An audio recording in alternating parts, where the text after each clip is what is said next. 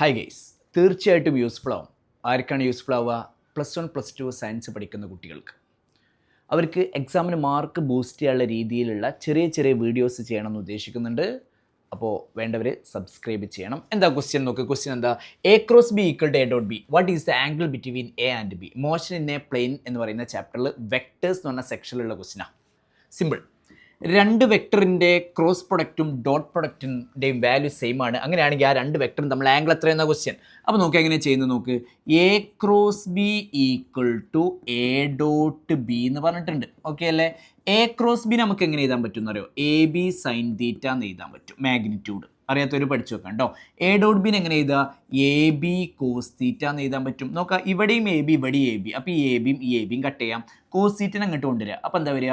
sin θ cos θ = അപ്പോൾ ഇവിടെ എന്ത് മാത്രമേ ഉള്ളൂ? cos θ അങ്ങോട്ട് പോയി കഴിഞ്ഞാൽ ഇവിടെ ആരേ ഉണ്ടാവുള്ളൂ? 1. sin θ cos θ എന്താ നിങ്ങൾക്ക് എല്ലാവർക്കും അറിയാം? tan θ. tan θ = 1. tan θ 1 ആണെങ്കിൽ തീറ്റ ആംഗിൾ എത്ര? എപ്പോഴാണ് tan 1 ആവുക? 45 ഡിഗ്രിയിൽ. tan 45 ആണ് 1. അപ്പോൾ A എന്ന് പറഞ്ഞ വെക്ടറും B എന്ന് പറഞ്ഞ വെക്ടറും തമ്മിലുള്ള ആംഗിൾ എത്രയാണ്? 45 ഡിഗ്രി. ഇത് എക്സാമിന് ചോദിച്ച ക്വസ്റ്റ്യൻ കൂടിയാണ്. ഇനി ഈ ക്വസ്റ്റ്യൻ ചോദിച്ചു കഴിഞ്ഞാൽ തെറ്റിക്കരുത്. ഓക്കെ അല്ലേ? സെറ്റ് അല്ലേ? കറക്റ്റായിട്ട് മനസ്സിലാക്കി പഠിക്കുക.